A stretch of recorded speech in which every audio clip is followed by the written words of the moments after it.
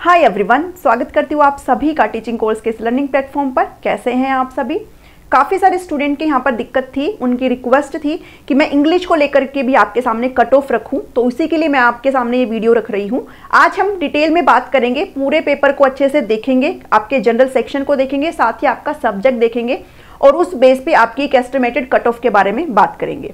जितने आपके शिफ्ट हुए हैं, जितने भी आपके एग्जाम हुए इस टीजीटी के अंदर, उसके अंदर जो आपका ये इंग्लिश का एग्जाम है, इसमें जो काफ़ी कैंडिडेट यहाँ पर जो एक तरीके से फीडबैक दे रहे हैं वो ये आ रहा है निकल के कि भाई जो हमें लिख करके दिया गया था, जो हमें रिटर्न फॉर्म में सिलेबस दिया गया था, वो सारा आपसे नहीं पूछा गया, बस आपसे ग्रामर टाइप चीज़ें यहाँ पर आपसे पूछी गई थी।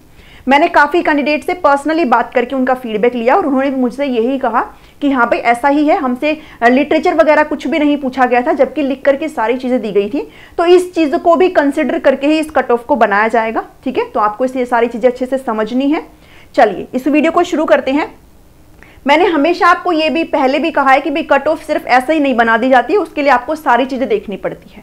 तो वैसे ही मैं आपके सामने इस कट ऑफ को भी रख रही हूँ। आपको अपना पोस्ट पता होना चाहिए। भाई सभी को पता है कि आपकी सबसे ज़्यादा जो वैकेंसी है वो आपकी इंग्लिश की निकली है, 1751 1751 पोस्ट है। और ये आपके मेवात के अंदर नहीं है, ROH के अंदर है, रेस्ट ऑफ हरियाणा के अंदर ये वाली वैकेंसी आपकी है। ठीक है, मेवात के अंदर नहीं है। जो टोटल स्टूडेंट जिन्होंने फॉर्म फिल किया था वो आपके 9343 है, और जो प्रेजेंट स्टूडेंट यानी कि जिन्होंने एग्जाम दिया वो आपके 8475 है। यानी कि करीब करीब जो 850 प्लस लोग हैं उन्होंने अपना एग्जाम नहीं दिया। यानी कि ये लोग हैं ऑलरेडी लिस्ट से बाहर हो चुके हैं। इन्होंने आपका जो कंपटीशन है वो थोड़ा सा इजी कर दिया है, तो इनके बारे में बात नहीं करेंगे। बात करेंगे ये जो प्रेजेंट स्टूडेंट है जो कि करीब करीब 8500 के अराउंड है।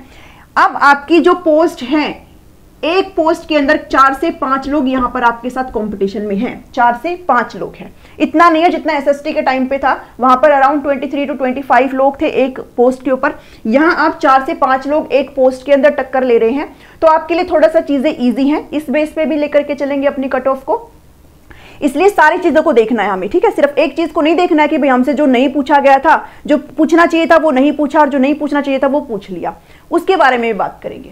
देखिए जनरल सेक्शन के तरफ अगर बढ़ते हैं तो सारे क्वेश्चंस को एनालाइज करके ही आपके सामने चीजें रख रही हूँ। रोड सेफ्टी के अंदर आपसे 5 क्वेश्चन पूछे गए थे, बट इसमें से जो 3 क्वेश्चन है वो काफी इजी पूछे गए थे। जैसे आपसे लाइट मोटर व्हीकल का फुल फॉर्म आपसे पूछ लिया गया था।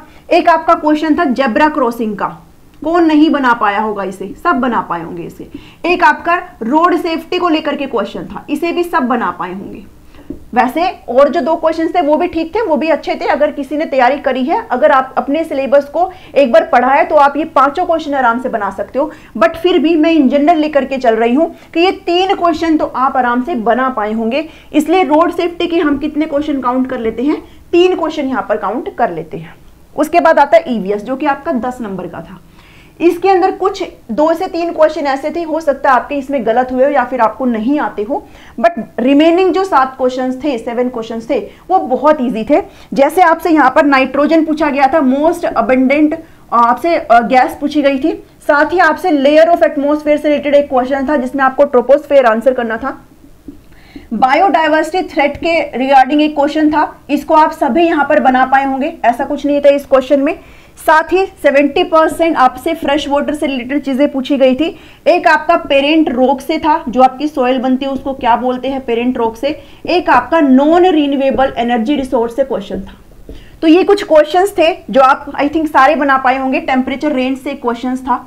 तो ये कुछ 6 से 7 क्वेश्चंस थे जो काफी इजी थे। आई होप आप सभी बना पाए होंगे, बिकॉज इसमें मैं इसलिए बोल रही हूँ ये सारी चीजें क्योंकि ये जो वैकेंसी है वो आपकी जॉब वाली वैकेंसी है, और यहाँ पे सभी कैंडिडेट सीरियस कैंडिडेट हैं। आप सभी HTET पास करके आए हुए हैं, आपने किसी भी चीज के साथ थोड़ी सी भी छूट यहाँ पर, थोड़ी सी भी ढील यहाँ पर नहीं रखी होगी। ठीक है, और आपने नहीं रखी है, मुझे पता है, आपने अच्छी से चीजें पढ़ी हैं।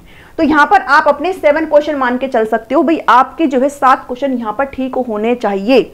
ठीक है, क्योंकि वो क्वेश्चन इजी थे तो आप इनको ठीक कर सकते हो।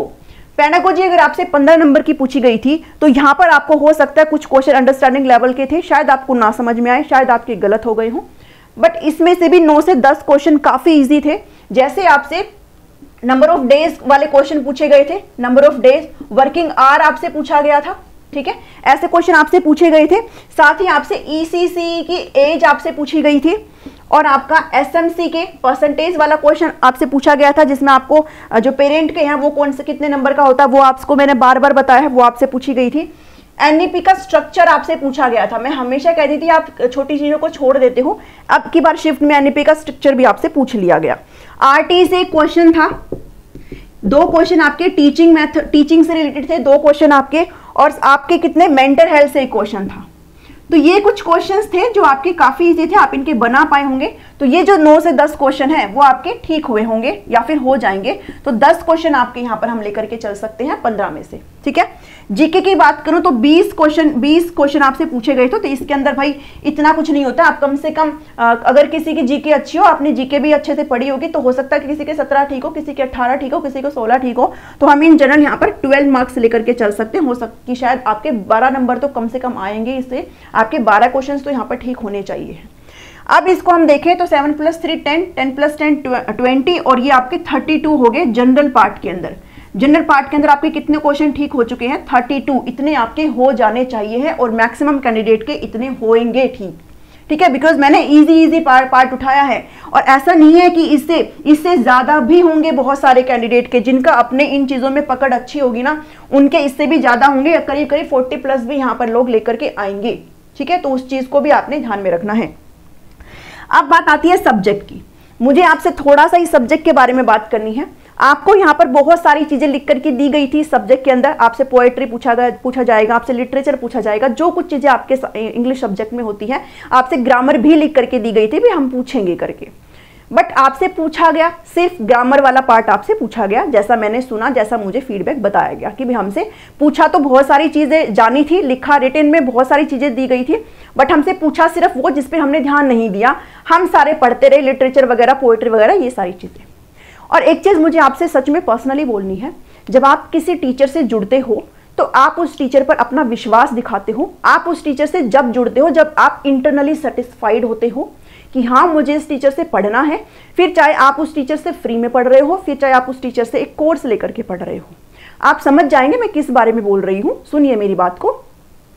लेकिन ये एक टीचर का कहीं पर भी फॉल्ट नहीं होता है कि जो कुछ आपसे लिख करके दिया गया था, बिकॉज वो टीचर आपको पढ़ा रहा है, उसकी जिम्मेदारी आपको पढ़ाने की है, वो पेपर नहीं सेट करके आई है ना। और जिनके बारे में बात करिए उनका आप एक बारी एक्सपीरियंस लेवल देखिए। जब हरियाणा में हम किसी भी वैकेंसी की बात करते हैं टीचिंग फील्ड के रिगार्डिंग, तो सिर्फ वो ही मैम है जो एक तरीके से उभर के आती हैं।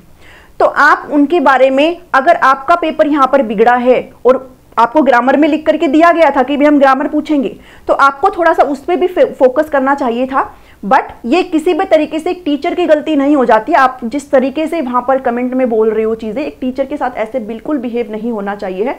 हो सकता है कल किसी के साथ और के साथ, हो सकता है किसी मेरे ही साथ हो जाए, बिकॉज मेरे साथ थोड़ा सा पहले भी हो चुका है। क्वेश्चन एक कैंडिडेट ने खुद गलत रीड किया था और वो मुझे कुछ भी बोल के चले गए। तो YouTube एक ऐसा जरिया है जहां पर आप अपने आप को एक्सप्रेस कर सकते हो। और कुछ कैंडिडेट, कुछ लोग ऐसे होते हैं जो हद से ज्यादा खुद को एक्सप्रेस कर देते हैं। वो ये नहीं जानते हैं कि वो जो बोल रहे हैं सामने वाले का उस पर क्या असर पड़ेगा। और आप सच में ही थोड़ा सा ज्यादा वहां पर बोल गए मैम को, आपके वर्ड से हो सकता है भाई किसी को ज्यादा थोड़ा सा अफेक्ट कर जाए, और शायद यही कुछ हुआ है। टीचर आपके लिए काम कर रहा है और मैम आपको दिन रात एक वीडियो तो कम से कम दिन की प्रोवाइड कर रही थी ना, बट फिर भी वहां पर कुछ कैंडिडेट इस हद तक बोल रहे हैं जो कि मुझे ऐसा पर्सनली लगा कि आपको नहीं करना चाहिए है।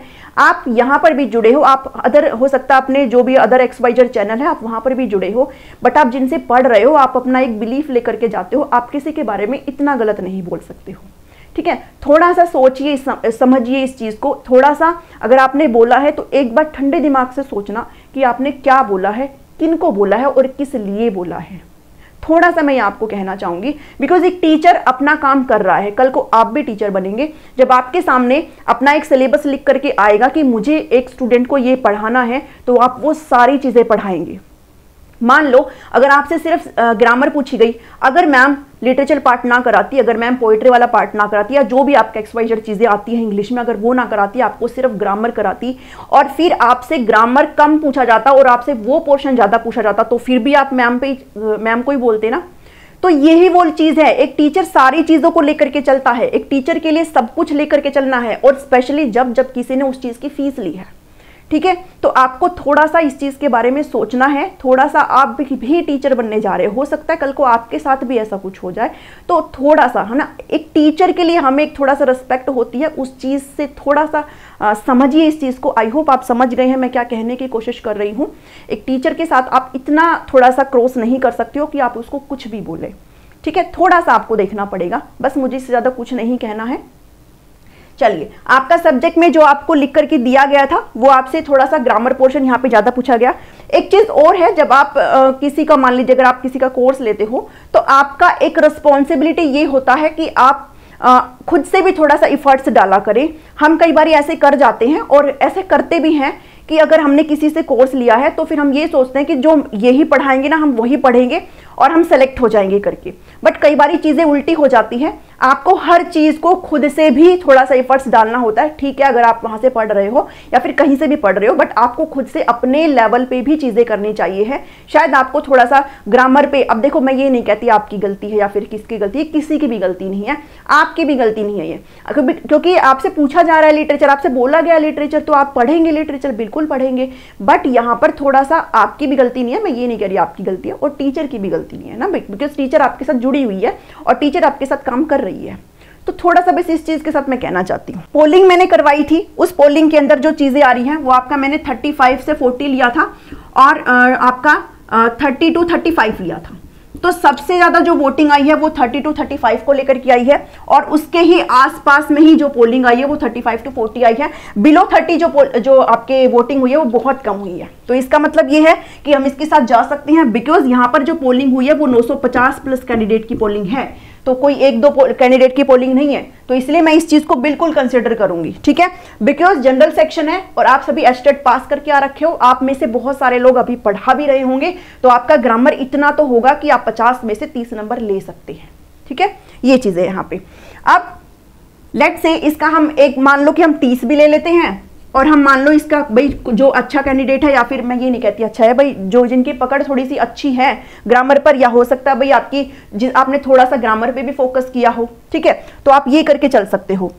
तो आप यहाँ पर 30 भी ले लो, आप यहाँ पर अपने 65 32 कुछ भी ले सकते हो। 32 ये है, 30 ये है, कितने हो गए हैं 62, और यहाँ पर ये हो गए हैं 67।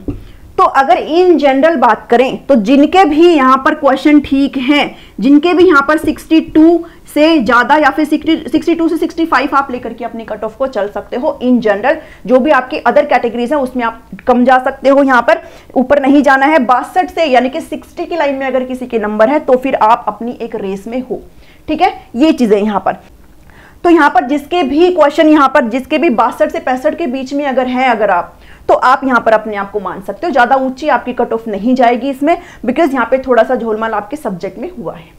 यही मुझे आपको आज कहना था, ये कट ऑफ आपके सामने रखनी थी। आपके कितने मार्क्स आए हैं मुझे जरूर बताना, आपके क्या राय है आप मुझे जरूर बताना, और प्लीज थोड़ा सा सोचना है ना इस चीज के बारे में। चलिए, मिलती हूँ नेक्स्ट वीडियो में। पसंद आता है तो जरूर लाइक करें, शेयर कर दीजिए सभी के साथ। मिलती हूँ नेक्स्ट वीडियो में। Thank you, thanks for watching me.